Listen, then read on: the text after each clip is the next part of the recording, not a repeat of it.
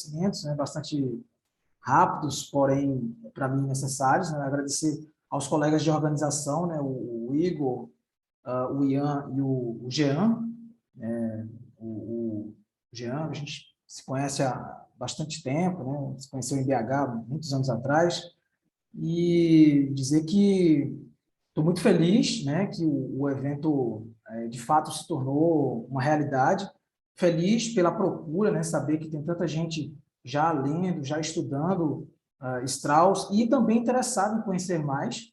Né? A gente percebe isso dado o número extremamente significativo, né, de pessoas assistindo simultaneamente ao evento. Muito feliz por isso. Né? Alguns anos atrás, talvez isso não fosse possível. No tempo que eu conheci o Léo Strauss, fui apresentado, né, pelo professor Richard Romeiro, né, que vai dar a palestra logo mais, lá em Pernambuco, no tempo de mestrado. Aquele período que o Richard me apresentou, o Léo Strauss, de fato era uma coisa bastante desconhecida ainda, né, que seria inviável fazer um evento como este. E o Richard me apresentou e isso mudou completamente, né, a minha forma de ver a filosofia, deu um norte nos meus estudos. Sou extremamente grato ao feito do Richard, né? Para mim é um exemplo, né, de intelectual e de pessoa. Então, provavelmente, se aquilo não tivesse acontecido, eu não estaria aqui. Enfim, o tema da minha exposição é o sentido mesmo do retorno. Né? A ideia de retorno para Strauss, ela possui, na minha interpretação, né, um sentido peculiar. E essa conclusão que eu tento desenvolver na minha tese, ela é parte, né, ela é uma parte de um capítulo da minha tese, ela serve enquanto uma explicação estratégica, né, para servir de condição para dar consistência ao todo, né? Digamos assim, ao inteiro da minha tese, né? Que é a proposta de explicar o retorno de Strauss ao direito natural enquanto uma ontologia. Né? Então, a partir dos últimos anos que eu fui me debruçando de forma mais interna, né, aos livros de Strauss, e também, sobretudo, os comentadores de Strauss, né, as intrigas entre os straussianos, sobretudo no contexto norte-americano, eu fui percebendo o quanto que o termo retorno em Strauss, né, ou essa perspectiva de retornar aos clássicos com Strauss, ela pode oferecer certas incongruências e mal entendidos. Então, eu resolvi tentar desenvolver uma explicação acerca desse termo, né? Usar a palavra retorno enquanto um conceito straussiano, né? Propriamente straussiano. E essa é a proposta da minha exposição de hoje. Então, vou fazer uma breve leitura, né, para a gente poder abrir para questões. O termo retorno, né, do qual Strauss usa em língua inglesa, né, return, usado por Strauss, deve ser compreendido de forma bastante precisa e específica. Tal compreensão é sumamente importante para se evitar conclusões apressadas e desatentas, que corroboram com equívocos e possíveis mal-entendidos. Sendo assim, como é enfatizado em Progress or Return, retorno, tal como é proposto por Strauss, deve ser compreendido como o reconhecimento de um percurso mal feito, um itinerário errado, um caminho desnorteado, ou a chegada em um beco sem saída, isto é, como a aceitação de um equívoco cometido e de que é necessário voltar e refazer o caminho, de que é necessário arrepender-se. De fato,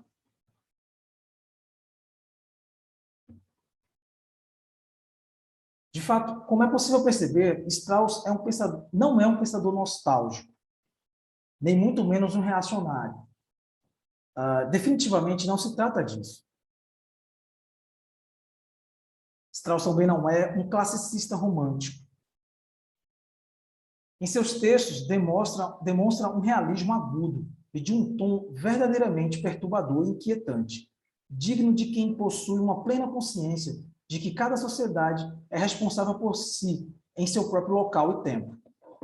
Evidentemente, não é possível voltar no tempo. Fazer menção às sociedades antigas também não quer dizer que essas sociedades, por sua vez, não tinham defeitos e graves problemas. Trata-se, na verdade, justamente do contrário. Retornar, no sentido straussiano, é olhar para trás, escutar atentamente aqueles que passaram por esse mundo e tiveram que lidar com as contendas da condição humana, muito antes de nós e talvez em condições muito diferentes. É fato que a origem da civilização cria, ao mesmo tempo, o problema e a solução. Portanto, em Strauss, o termo retorno aparece como um ato de aprender com quem já viveu tudo antes, como numa relação entre mestre e pupilo. Mas aprender é sempre aprender para o futuro. Como é dito pela personagem de Sócrates em seu elogio à velhice, ao afirmar seu gosto pelo diálogo com os mais velhos, nessa ocasião, o homem mais sábio de Atenas diz que, cito a República, conversar com os idosos é aprender com eles como se fossem viajantes que nos precederam numa estrada que nós também, é possível, teremos algum dia de trilhar. De fato, retornar no sentido estricto e literal da palavra é impossível. E mesmo que fosse possível, provavelmente no passado, não nos traria nada de superior em relação a qualquer outro tempo, dado a inexorabilidade e permanência dos problemas humanos. Nesse sentido, para a professora Leora Batninsky, a professora Leora Batninsky é enfática ao afirmar que Strauss tenta recuperar a filosofia política clássica, não para retornar às estruturas políticas do passado, mas para reconsiderar as maneiras pelas quais os pensadores pré-modernos achavam necessário lutar e viver com suas tensões e suas contradições, que, por definição, surgem da sociedade humana. Portanto, não há nada de reacionário nessa postura. Diferentemente de Strauss, o reacionário parte da crença na possibilidade da restauração de um passado vivido ou não, onde na lembrança tudo era melhor, seja pelo cultivo da vida de acordo com a teologia, natureza ou metafísica, ou até uma espécie de era de ouro que remete a uma concepção mais antropológica do que política ou histórica. Sobre isso, vale ver que a própria visão de Strauss, quando afirma que, cito Strauss, o retorno à filosofia política clássica é, ao mesmo tempo, necessário e tentativo ou experimental. Não a despeito de seu caráter tentativo, mas por causa dele, tal retorno deve ser levado a sério. Ou seja, sem olhar de soslaio para a nossa crise atual. Não há perigo de que possamos nos esquecer dessa crise, uma vez que ela é a causa de toda a nossa preocupação com os clássicos. Não podemos razoavelmente esperar que uma nova compreensão da filosofia política clássica nos forneça receitas para o uso atual, pois o relativo sucesso da filosofia política moderna trouxe à tona um tipo de sociedade totalmente desconhecida para os clássicos. Um tipo de sociedade a qual os princípios clássicos, tal como afirmados e elaborados pelos clássicos, não são imediatamente aplicados. Como é possível perceber nesse trecho de The City and Men, Strauss claramente explora o caráter experimental reflexivo de sua proposta de retorno enquanto tentativa de clarificação daquilo que julga ser os problemas perenes da existência humana, que a filosofia política, enquanto subproduto da filosofia, pretende compreender de forma elucidativa, enquanto forma de pensar os problemas. Ora, ainda no objetivo de tornar isso o mais claro possível, nos voltemos ao texto de Strauss, no trecho em que o filósofo parece ser ainda mais enfático, quando insiste no mesmo argumento, ao dizer que, cito novamente, City and Men, só nós, vivendo hoje, podemos encontrar uma solução para os problemas de hoje, mas uma compreensão adequada dos princípios elaborados pelos clássicos pode ser um ponto de partida indispensável para uma análise adequada, a ser alcançada por nós na sociedade atual, em seu caráter peculiar, e para a sábia aplicação que cabe a nós alcançar desses princípios a nossa tarefa. Essa passagem é imprescindível e fundamental, porque nela se percebe claramente que a disposição de Strauss e seu olhar para a antiguidade não se trata de um recuo nostálgico, como é possível achar em outros filósofos contemporâneos, como é o caso de Nietzsche, Heidegger e Hannah Arendt, autores em que essa nostalgia do mundo grego aparece com mais evidência. Sobretudo no que diz respeito ao próprio tipo de sociedade grega e, portanto, à experiência da polis. Ora, como já foi dito anteriormente, não é possível voltar no tempo. Na verdade, é necessário evitar a crença de que no passado não havia problemas e que tudo era, por assim dizer, melhor e superior. Até mesmo um crítico de Strauss como Stanley Rosen afirma que, cito Rosen, Strauss não é um ludista, nem um reacionário irracional. Tampouco é um excêntrico heterodoxo, ou mesmo um pensador revolucionário, que é mal compreendido por causa da grande originalidade de suas visões. Na verdade, Strauss parece querer encarar de frente o drama da existência, em toda a sua complexidade. Beleza e crueldade. Imerso na constatação de que o mundo sempre foi o mesmo, os problemas do passado eram outros, mas os sentimentos evocados e as respostas psicológicas diante deles são muito semelhantes. Afinal, ainda somos humanos. De fato, toda a sociedade está presa a sua temporalidade, mas alguns problemas são os mesmos, com novos contornos, dados os avanços inquestionáveis da técnica enquanto um subproduto contingencial da ciência e da história. Assim, ao olhar para o passado, o que podemos fazer é aprender com simplicidade a como lidar cuidadosamente com os problemas e intempéries de nosso tempo, sem grandes surpresas ou expectativas. A relação de Strauss com a tradição não possui um olhar de admiração apaixonado e ingênuo. Nesse sentido, Nathan Tarkov afirma que, embora Strauss às vezes dê a impressão de ser e seja frequentemente considerado um defensor da grande tradição ou da tradição ocidental, ele elogia a filosofia política clássica, em primeiro lugar, por não ser tradicional, isto é, por não estar alicerçada em nenhuma tradição anterior, por ver a vida política de forma nova, e não através de conceitos herdados, tomados como certos. A polis, por sua vez, era seu laboratório, e os indivíduos dos mais variados tipos e ambições seu objeto principal de investigação.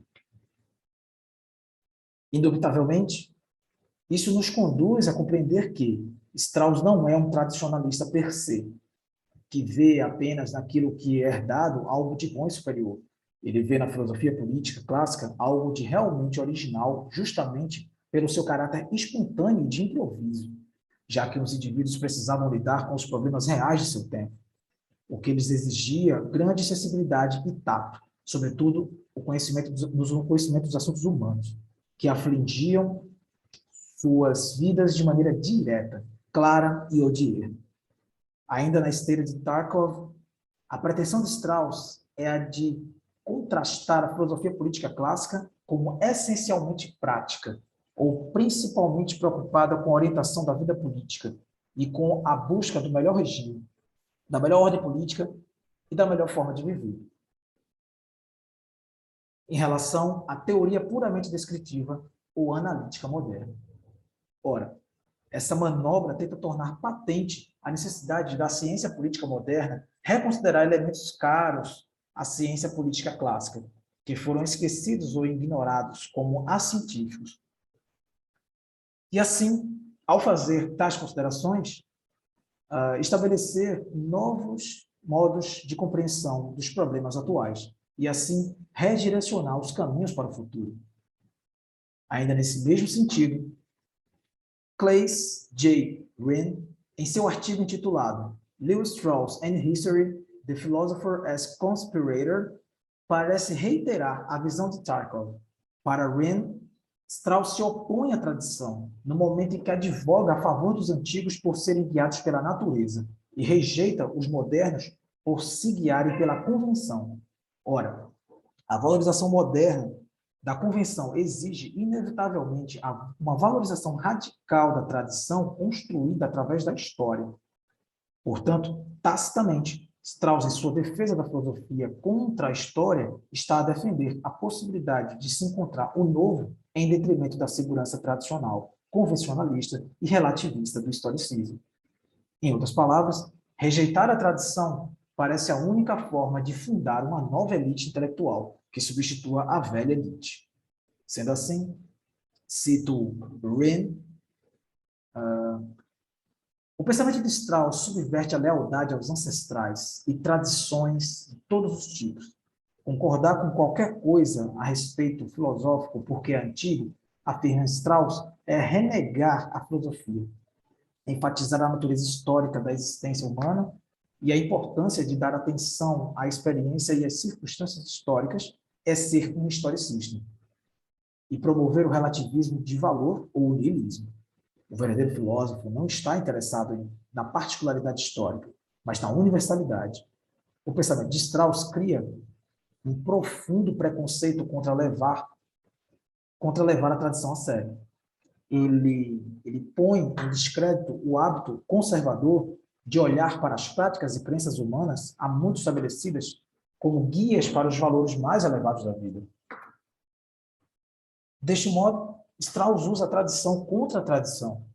Não que isso venha a implicar em uma defesa de um conteúdo político progressista ou algo análogo, mas sim com o objetivo de afirmar que é possível, através de um determinado tipo de educação, inspirar os jovens a superar a crise moral e intelectual de nosso tempo.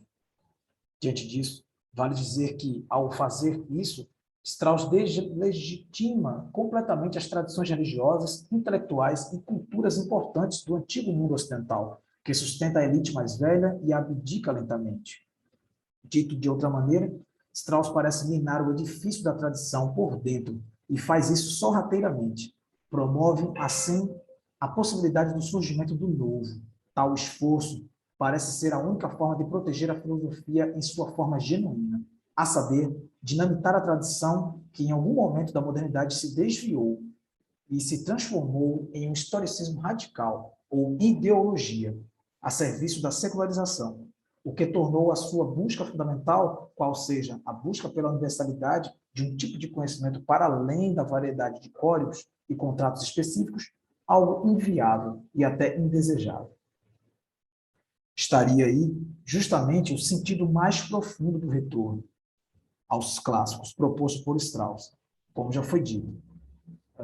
Eles, os antigos, não seguiam nenhuma tradição. Todo o seu conhecimento estava baseado na experiência e na transformação desse conhecimento empírico, marcado pela mera doxa, em episteme. Deste modo, se trata de reivindicar a retomada de um tipo de filosofia enquanto prática investigativa, por excelência. Zétesis, especulativa e livre, que possuía em cada passo dado o saber de um estranhamento e um desejo inexorável de superar a si mesmo, de forma contemplativa e desinteressada. Em suma, o retorno proposto por Strauss deve ser compreendido como uma forma de escuta atenta às grandes mentes do passado, enquanto possibilidade de uma experiência de pensamento, ou enquanto modo de vida, mas sem saudosismo. De fato, no passado não há nada de superior. É necessário se evitar a admiração ingênua, comum do romantismo nostálgico. Ao invés da ovação desmedida, o olhar para o passado deve ser cuidadoso e realista. Com toda a força, sua compreensão deve nos iluminar diante da obscuridade dos problemas do agora. Afinal, é tudo que podemos ter, a saber, a vivacidade do presente. Como bons alunos que aprendem com seus grandes professores, uma análise acurada das reflexões do passado pode nos dar uma melhor compreensão do incerto caminho dos assuntos humanos.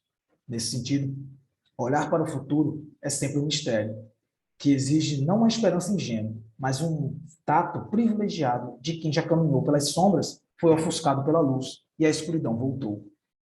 Obrigado.